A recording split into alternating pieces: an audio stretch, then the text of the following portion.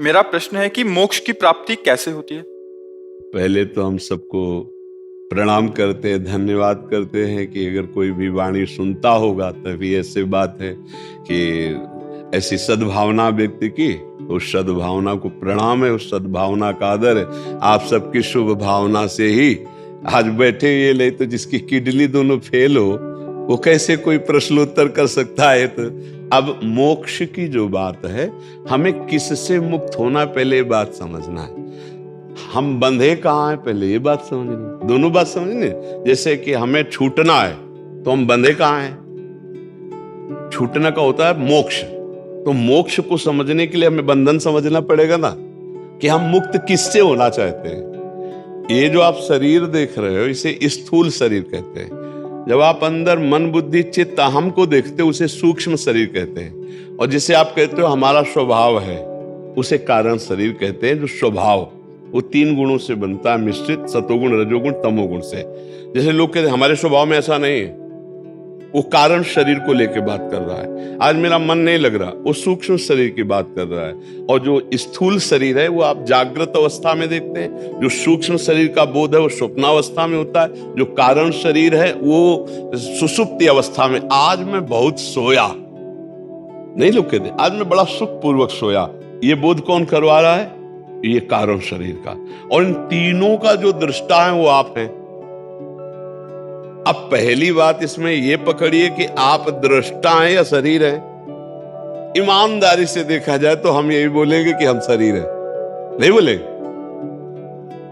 बोले आप कौन हो, तो आप इस शरीर का परिचय दोगे।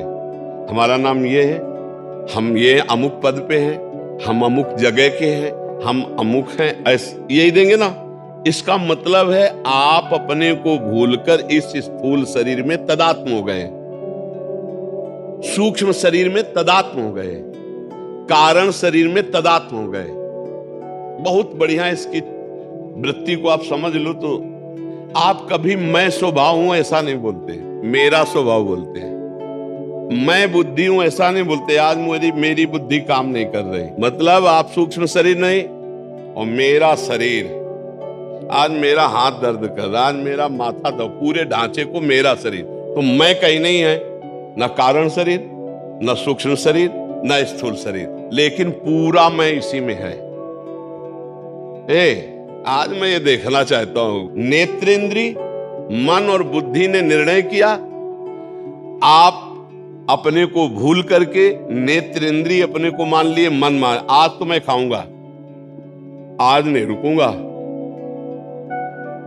रसेंद्री मन और आप तदात्म, इसी का नाम बंधन है। मैं देखूंगा, मैं सूंघूंगा, मैं भोगूंगा, मैं चखूंगा, मैं जो इनमें लग गया, इसी को बंधन कहते हैं। स्थूल सूक्ष्म कारण तीनों शरीरों का रागी बंधन, और हम सब बंधे इसी में। सत्य में एक है, अनेकता दिखाई दे रही है, अनेकता व्यवहार में है। हमारी बात समझ रहे हो आप? अनेकता व्यवहार में है, सत्य में एक है, और वही सत्य तुम हो। तुमने अपने सत्य भाव को भूलकर असत्य को मान लिया, इसी से मुक्त होना है। और इसी से मुक्त होने के लिए ज्ञान मार्ग है, भक्ति मार्ग है, योग मार्ग है। बहुत से महापुरुषों ने मार्गों का अनुसरण किया। किसी को गुरु बनाकर एक मार्ग में चल दे और साधना करे और इन तीनों शरीरों का राग छूट जाए तो मोक्ष पदवी को प्राप्त हो जाए। क्यों भाई? हाँ, वो मोक्ष पदवी को प्राप्त हो जाए। को सबका अधिकार है कि मोक्ष पदवी प्राप्त कर सकता है। अपने घर लौटने का सबका अधिकार है। भूल से कोई भटक गया हो तो घर में लौट के आने के लिए अधिकार नहीं उसका। तो ऐसे ही हम सब श्री भगवान के अंश है, और श्री भगवान की प्राप्ति करना हम सबका। और हमारी समाज में, संपूर्ण भारत में महात्मा का सम्मान हुआ है। वो चाहे पैंट शर्ट में हो, चाहे धोती कुर्ता में हो, और चाहे जहां प्रकट हुआ हो।